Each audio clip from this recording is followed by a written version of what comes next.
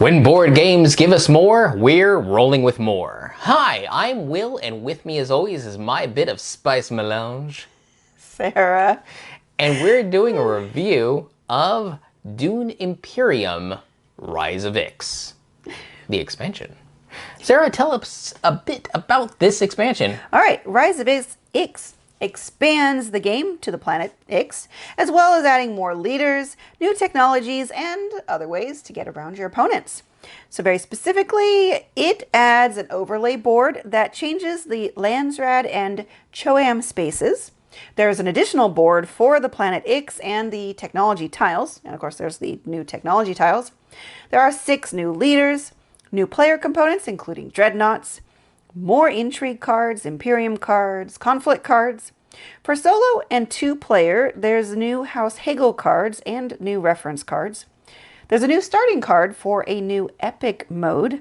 And otherwise, there are new abilities, unload and infiltration. So, Will, how did the 2-player experience change?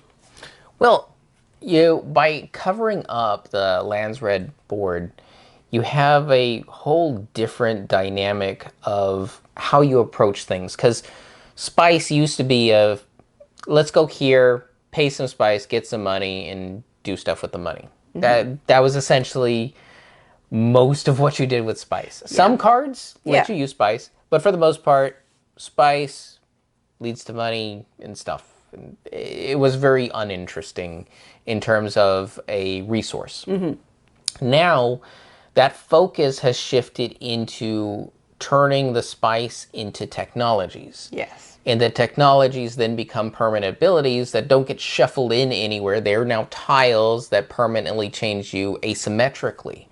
This means that no longer are you following the person who's doing a strategy, because that's essentially what it felt like with the 2-player experience. Is someone did an action, like, well, I can't follow you directly, but I still need to do that to essentially do something similar. That whole aspect has changed, especially with the cards that allow you to infiltrate. Now, spaces aren't really blocked so much. They're a suggestion of someone in your way. Well, now I can be there too, because now I have this card that can let me infiltrate and be with you and do similar things. But in our experience, we played 2 totally different types of games. Yeah. Sarah was exploring a lot of the combat, Which was kind of surprising to me, but the dreadnoughts were interesting, and the new leader that I had focused in on the dreadnoughts, and then the technology tiles I got focused in on the dreadnoughts. So the new part of that overlay board that has the shipping track, so you can do some really cool things, I never touched it. I never went up it. I never did anything with it. I focused more on the combat. And so it allowed me to go a different path than Will, who used that shipping track more. I was focused on the politics. I was looking at the factions. I was playing with the shipping board. Very rarely would I go into combat. I would still dabble in it from time to time, but I didn't make that any part of my focus. Right. So I won politically, and it came down to an even tie, and I just happened to buy the technology that makes me win ties. Yeah, he literally won by a tiebreaker, by the technology that lets him win ties. So it was a really close game, a close game where we were doing 2 totally different strategies. And that's what this game needed for a 2-player experience, was to open the board and not just, here's more spaces, but I mean, there were new spaces, but we also lost spaces with the overlay board. But also, just like you said, with the infiltration, if you had a card that had that symbol, you could go to a location that somebody else was. It wouldn't block you. And then you also got more use out of the cards, because that one of the things that kind of bugged me is you had to use the card either for going to a place or using it for the reveal. And now if you can discard or trash certain cards, you get that reveal part when you do that action, and that's the unload. So those 2 new things that were on the cards were really opened it up to give you different ways to do things. Yeah, another thing I felt that was interesting is the Choam board. One of the spaces is locked unless you have 2 points of the Spacing Guild. Previously, the really only restriction was siege Yeah, The Siege Tabor something like that. from the Fremen. That was the only one that I had any sort of real requirement. I mean, there might have been a card or two in there, but Yeah. cards are kind of slow. You have actually more cards that also ask for you have to get this high on this faction. So it's nice to see the impact of those factions play more of a Right. role in the game. Yeah. And those dreadnoughts, because they are most of the time a permanent thing you acquire and they're worth more, it really changes up how you approach combat because you can put them out in combat and there's really powerful. But if you win combat, your dreadnought actually goes to one of those locations that you can take control of, and it just for the turn you take control of it, but then you've lost your dreadnought for the round, so that gives the opportunity for other people to come in and actually win combat.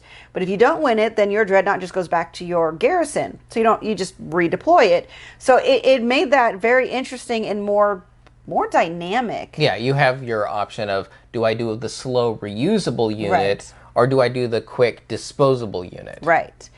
And so that really it really opens it up. Now, the only thing, because the deck was already big to start with, and you don't go through that many cards in a two-player game, adding 35 more cards really was a lot. And so if you're going to shuffle all the new cards into all the old cards, the likelihood of those cards coming up is very small. So what I did for this first test to make sure we actually experienced them, I shuffled the base cards for every deck that had new cards that added in, and then I took the top half of the deck and shuffled in the new expansion cards. So it was a lot more likely that we would see those new cards to experience them.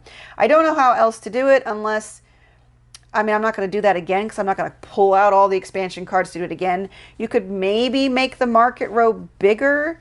Well, one thing I could see doing, and it would involve using the bot. Okay. So you have your House Hagel, and when you flip up a card, you go and he takes a spot. If he can't take a spot, you of course have to take another card until he finds a valid spot to go in. Each time you flip up a unvalid spot, that's when you could probably take like the card farthest away from That's true. the deck, and then keep sliding it down that way. That way you can incorporate your solo bot that has to be played with a two-player into a two-player and also have a little bit more movement in your cards. Yeah. So just a suggestion. Yeah, like I said, so far this expansion improves everything about the two-player experience. The only place where it makes it a bit frustrating, because you want those new cards, because those new cards have really great abilities and different things that can happen. It's just the likelihood of them coming up is poor. So the market deck is probably the worst because it was already so large to start with. So that, yeah. All right, that actually is it, though, for the two-player changes. All right. So accessibility. Accessibility, all the problems that were in the base game with the color, the drab earthy tones on earthy tones, those still exist. Yeah, you've got to play in really bright light, or you're not gonna. I love playing blue, but this is a really dark blue on a really dark board. It is hard for me to see my pieces. Even the so-called yellowish color is still on the darker side of more like a tan. So that unfortunately didn't get improved, but then I don't know how they would improve the player colors without replacing everything. Yeah, it's not like they're going to switch to bright colors all of a sudden for the expansion. I mean, I understand the thematics, but usability probably should have been tested a bit more there. However, there are some new icons to learn. It's nothing really truly overwhelming. The back of the expansion rules has a very good reference. So for anything that you're unsure of, just look there. All right, that's it for accessibility. All right. Would we recommend it for a two-player? No, forgot about rating. No, don't we do rating after? Okay. For two-player, yes. Yes. You do want two-player? You do like two-player? I would recommend this now as a two-player game. Yes. I think it improves it. Yeah. With the expansion of all the things that you can do, I definitely feel there's more areas in which you can explore the game and not essentially be sitting there playing the same game and just trying to do a little bit better than the other person. Yeah, You that's can very actually play annoying. two totally different games. And that's what I want to see in Dune, because a lot of what they explain the world as, especially in the books, is wheels within wheels and plots within plots. And each person needs to have their own plot that they're going for. And so having different avenues to get there, that's the meat of what Dune is.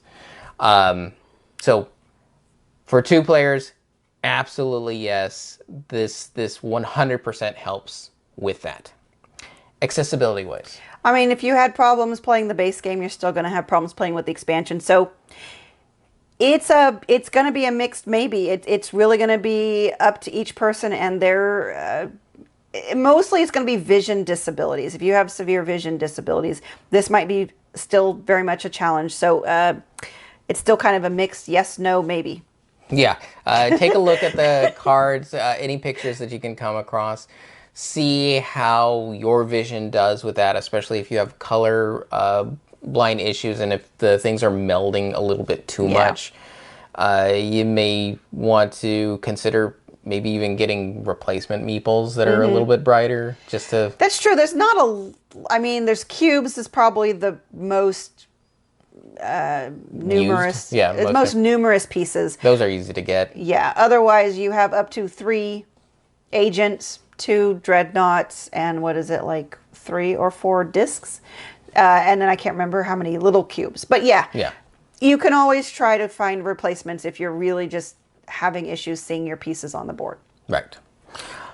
Now for reviews. All right. So, at the beginning, when we had the base game all by itself, Sarah did not like this game. She said it was a 2. I liked it and said it was a 4. Sarah, does the expansion change your rating any for Dune Imperium? It does. So before I change the number, I definitely enjoyed this better. I liked that I could play differently than Will, and I felt like I was doing a good job. I mean, we tied, so I felt like I was competent at the game. I dislike the bot less than I did before.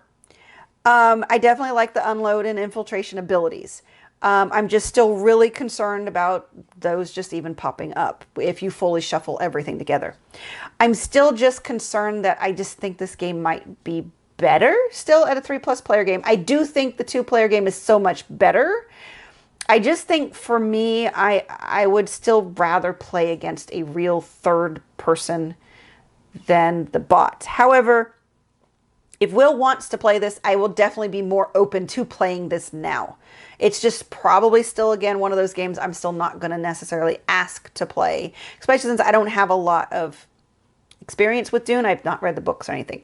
But I like it a lot more, so if Will wants to play it, and I'm up for, again, because the game is long, I'm more likely. So it does improve to a 3. Ah, a 3. Okay, for me, I like the game from the beginning. I like the game a bit more with the expansion because I like the open play space that's now presented with exploring technology and just how the dreadnoughts come in there and change up how combat can resolve. However, I don't think it changes the rating for me. So it stays at a 4. It's a more solid 4. It's on the higher end of 4. Got it. But it doesn't tip over to a 5. I do agree with Sarah that the ideal player count is probably 3 or more when it comes to playing this game. Though I will say I wouldn't want to play without the Rise of Ix expansion. Right. So, still a good game for me, but 4. 3 now for Sarah. It's better. I can actually talk her into it. Yes. So, 7 out of 12. A bit better than it was before. Definitely, I'd say this is one that would be a must-have expansion. Yes. I think there's a lot of people that are going to rate the expansion and how it improves the game a lot higher than we do. So if I was going to recommend this to somebody who already enjoyed the base game, I would say the expansion is a must-have. I don't think it's, if you didn't like the base game, I don't think it's going to make it that much better. Like I said, I'm now on the, I really kind of don't want to play this game. I'm only going to play this game because Will like begs me to play this game. Now I'm on the, okay, if Will asks me to play this game, I will play this game because there I can find a challenge. I can find the enjoyment. So if you were kind of on that, I didn't really like it before, this may not change anything for you. But I think for a lot of people, this is going to become a must-have expansion for a game they already liked and or loved. All right. Well, that will do it for us here at Rolling with More. If you have any questions, comments, or concerns, you can reach us on the various social media platforms at Rolling with Two, that's TWO. We're on Twitter, Facebook, and Instagram. And on YouTube, please like and subscribe. And remember and grab the spice. And then once you do, you also can be rolling with more.